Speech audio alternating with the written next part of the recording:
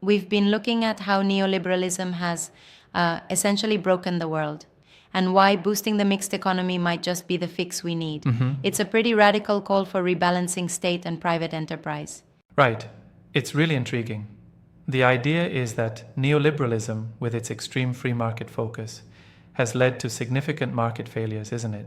Exactly. And what's interesting is that the mixed economy, though not flashy or glamorous, actually works by combining private enterprise with state intervention. Yeah, absolutely. It's sort of like when you try to run a marathon with a car engine instead of human legs, you're going to run into trouble. How do you see that analogy fitting here? It's like trying to run on a treadmill that occasionally stops. The market can't always fuel itself. That's why you need the state stepping in to fill the gaps and fix those mistakes that markets often make. Right. So, in a sense, the state is working as a kind of corrective mechanism against the runaway tendencies of neoliberal policies? Exactly. Neoliberalism tends to push everything toward privatization and deregulation, which in theory are great for competition. But in reality, that often leaves many important public services and infrastructure underfunded. And that's where the mixed economy comes in, balancing out those failures by, say, funding education, healthcare, and the like, right? Yes, precisely. It's basically about acknowledging that the market, while incredibly powerful, has its limits.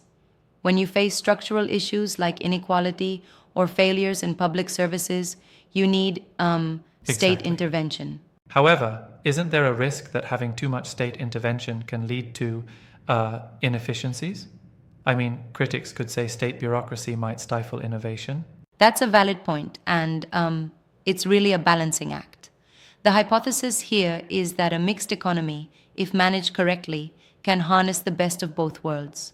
Yeah, I see what you mean. So, are we, in a way, saying that neoliberalism created such severe imbalances that pure free market principles are no longer sustainable and that some state run initiatives are necessary? Yes, exactly. The argument is that in many areas, the market fails to account for certain societal needs. Think about how privatized healthcare in various countries sometimes leaves vast populations underserved. That's a good example. And if you consider infrastructure or environmental protection, areas that don't always promise the highest profit margins, the private sector may underinvest, leaving the state to step in. Right? And it's like having a great artist who's fantastic at painting, but sometimes you need an architect to design the building that houses the art.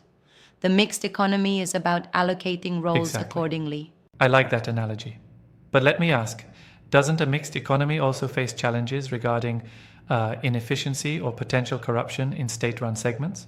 Absolutely, there's always a risk of inefficiency and even mismanagement when governments get involved. However, the key is in designing proper checks and balances. The content really urges not to romanticize a total free market, but to acknowledge that a measured, regulated mix can actually correct many of these issues. Yeah, exactly. And Richard Murphy, the guy behind all this discussion, he's well known in the field, isn't he? He brings a critical perspective on not just economics, but on how tax policies shape our society. Indeed, he's an emeritus professor of accounting practice, and his work dives deep into the inadequacies of modern economic theories. He's been vocal about how most mainstream economics is essentially built on these neoliberal assumptions that have proven to be, well, quite flawed. It sounds like his work stresses how the status quo in economic thought is really lacking in practical applications for people's everyday lives, right? Precisely. He argues that by putting blind faith in market solutions, you end up neglecting fundamental needs. It's like you're racing forward without a map. The mixed economy, on the other hand, brings back a guiding hand, balancing the efficiency of markets with the support systems provided by the state. Yep. But isn't there a worry that if we swing too far towards a state-led model, we might stifle the very spirit of innovation and competition that has driven progress? That's the common critique. But the suggestion isn't about total state control. Rather, it's about smart regulation. Imagine it like fine-tuning an engine rather than replacing it entirely. You keep the core mechanisms of the market, but ensure they operate within limits that serve the broader public interest. Right, I get that. So, the idea is not to throw out centuries of economic development, but rather to upgrade the system with a more balanced mix. Exactly. And look, while neoliberal freedom has its appeal, when market failures abound, like in healthcare, education, or even infrastructure, it's a clear signal that we need to recalibrate.